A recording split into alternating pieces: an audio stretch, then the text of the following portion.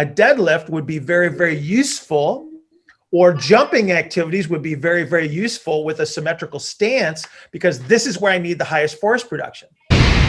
Good morning. Happy Wednesday. I have Neuro Coffee in hand and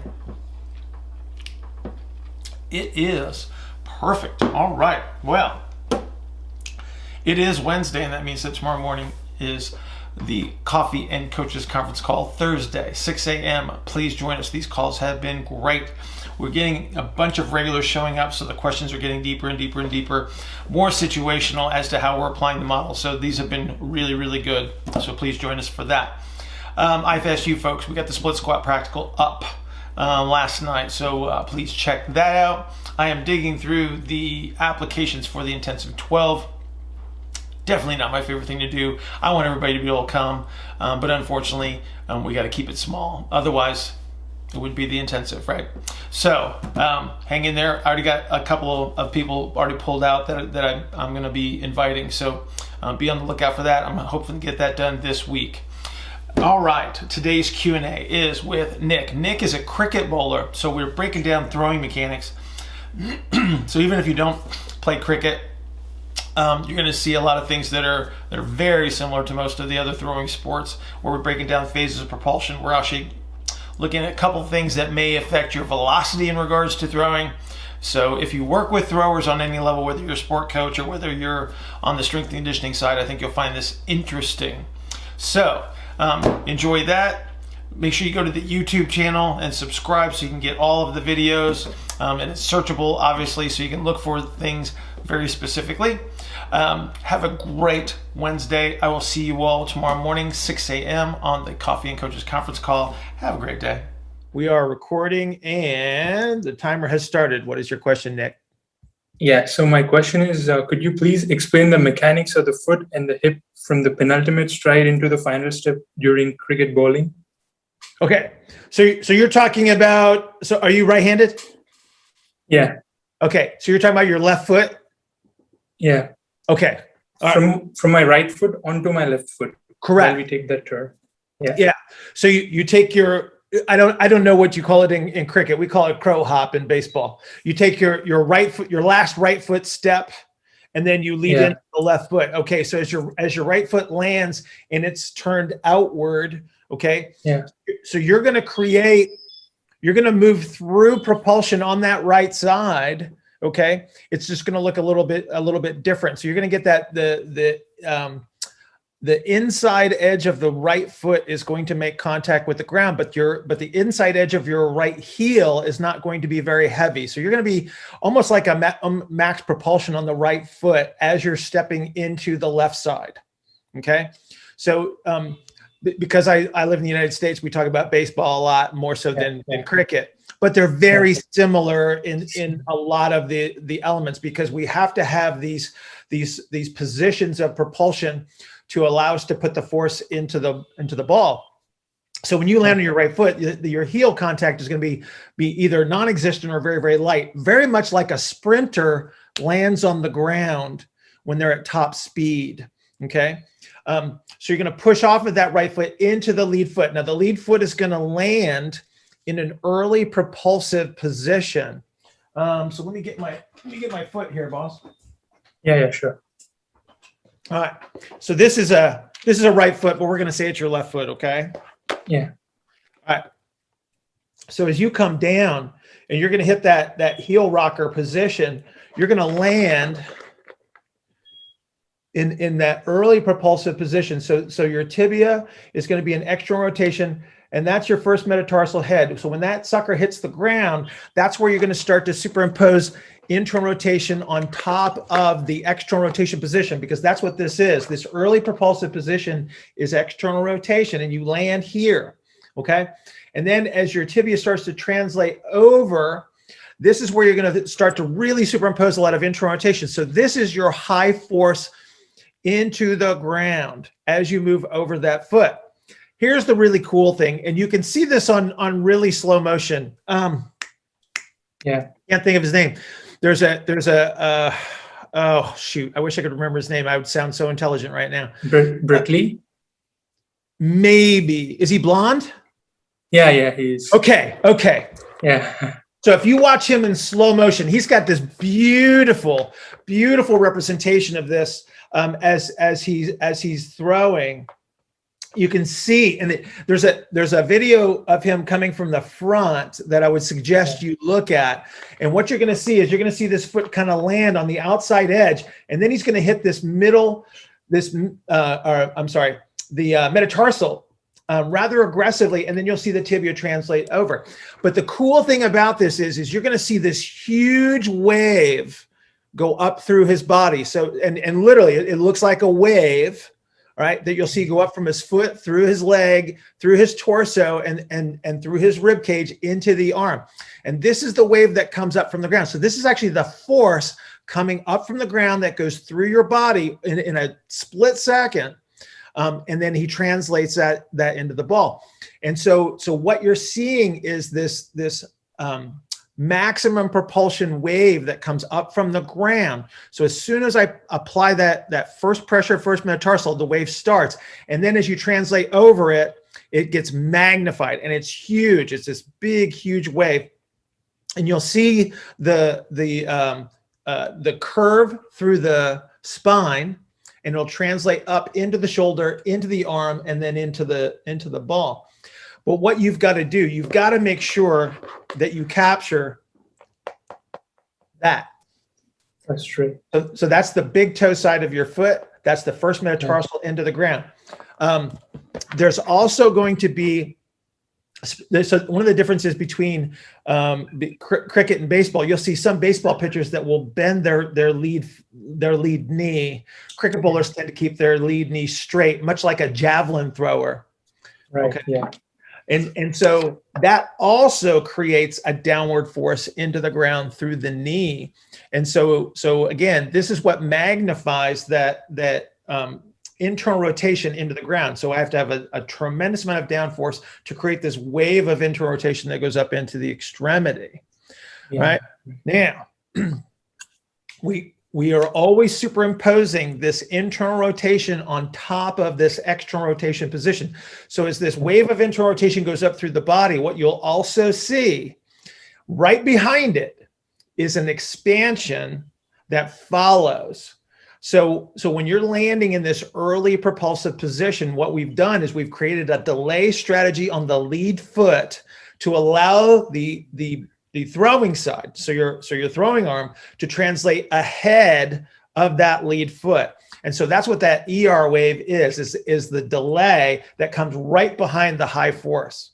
So what you're going to see, if you're looking at yourself, you're a right-handed thrower, if you look at yourself from the right side as you throw, what you should see is the right hip starts to translate ahead of the left, and you'll see the sort of, like I would say, your left back pocket is how I describe it to most people. Your left back pocket stays back and your right back pocket goes forward.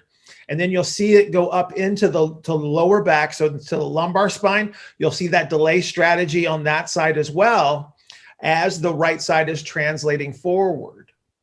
Okay. Okay. If you don't see that, okay, if you don't see the delay strategy, then you have two sides that are trying to go together and there's no differential.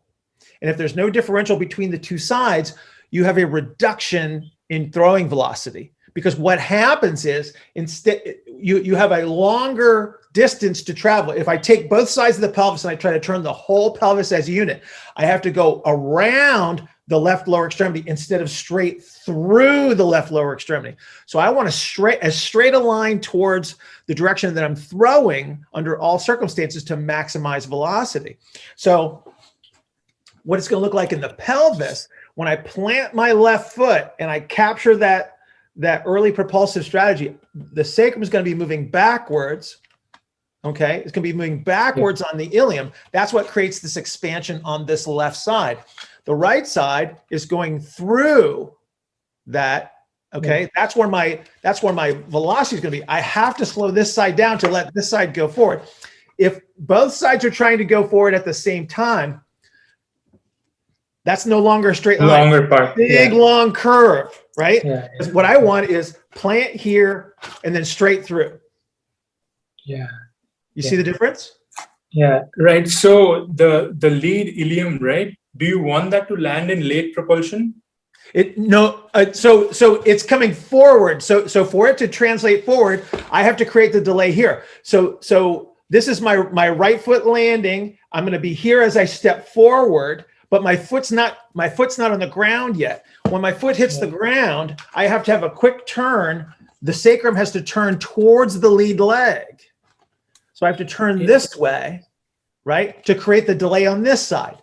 So if this side's getting ahead, so as I'm stepping forward with my left foot, and so the ball is behind you, and I'm stepping forward with the left foot. So as I lead forward with my left arm to throw, okay, my hip is doing the exact same thing.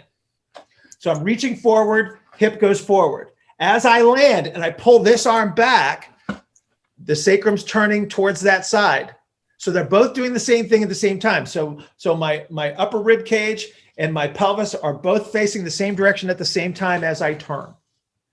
Then as I pull the ball through, that side's going to go forward. And if you look at this like shoulder blades, it's the throw. Yeah. They're doing the same thing. They're doing the exact same thing. Okay? Yeah. Does that make sense? Yeah, it does. I have a small question there. So in the land, when the front foot is still in the air, we get that late propulsion, right? Yes, sir. Yes, sir. It is forward. So just a moment before the front foot hits, we pull that ilium back, and then it lands. You can't. So you can't pull it back until you have ground contact. You have to have something. You have to have something to help create the delay. If the foot has nothing to push on, it's very difficult to create a delay. So it's usually at ground contact where you're going to start to see that change take place. Yeah. So what happens at the back ilium at that point of time? Like generally, most people say that we get that internal rotation of the back hip, right? But generally, we want that early propulsion strategy at that back hip while the hip is turning, right? So how does that relate to like what we are doing? Like at the backside, when that backside is turning, right, we get that internal rotation of the whole, like the femur and the foot and everything is going on. What do you want the ilium to be like at that point of time? Are you talking about with your right foot contact as you're going to leave? Okay. So when you're airborne, okay, so right before your right foot hits the ground, both feet are off the ground, correct? Yeah, right. Right, because you took a big hop right before the throw. You got how many steps do you take on your run up? Somewhere around 12 to 13. It depends on the the person. You got a really long run up, and you're airborne for a long time. Then you come down to the ground, and you're gonna make a heel contact. You're gonna roll through middle propulsion just like you do on any other stride. Okay, so as I do that, so as the right foot's coming towards the ground, the ilium is going to look like that as the heel hits. And as I make the turn, I'm going to make that turn towards the ilium. All right. Because I got to get this foot ahead. Yeah. Because I got to get my left foot out there. So the only way that I can get my left foot ahead is to create the delay strategy on the right side. So the same thing that we talked about with the lead foot is happening on the right side as you're going to be stepping forward. So I have to create the delay on the right. So as I land and I start to move through the middle propulsive strategy, I'm going to superimpose internal rotation on top of that externally rotated position that it landed with. This side is going to go forward. This is going to be, so this becomes late on this side to push it this way. Sacrum's turning towards the right. And you can see this, on video. You can see the turns, right? Yeah. And as my left arm leads forward, my right arm stays back. So there's my position. This foot lands, and then I push through like so. Yeah. So I was confused at that middle stage. Like you said, right? We get that on our right side when the ilium goes into like early propulsion. This goes forward. So the turn takes place, right? The orientation. Yeah. So let me show you where a max is. Okay. Yeah. So as you step forward with the left side. So you're still on that back side now. So yes. So this foot is just about to hit the ground. So your left foot is just about to strike the ground. Okay. So I'm stepping forward. So my sacrum is facing the right. I'm creating the delay on the right side so this leg can get out. As soon as this foot starts to hit the ground, I have to start to make the turn. But When we talked about the internal rotation wave that goes up your body rather violently, okay, I'm going to be in this position. So this is a nutated position. So this is where you see this violent jolt. If you watch the throwing in slow motion, you can see the jolt of the body, right? And so they're hitting this point. So this is where the sacrum has to stop moving. The only way that I can do that is to create a nutated position with internal rotation. So for a split second, so think about this. I'm about ready to land on my left foot, sacrum's facing the right. As I hit max propulsion in the direction that I'm going to be throwing, boom, it locks it in. It locks it into this internally rotated position. This is internal rotation. This is force downward. This is a nutated sacrum. No movement occurring at all. Because if I'm moving, I dampen, and then no force goes into the ball, or a limited force goes into the ball, and I don't throw as hard. Okay? So I go from right facing, dead center, internal rotation, and then it follows through. You see it?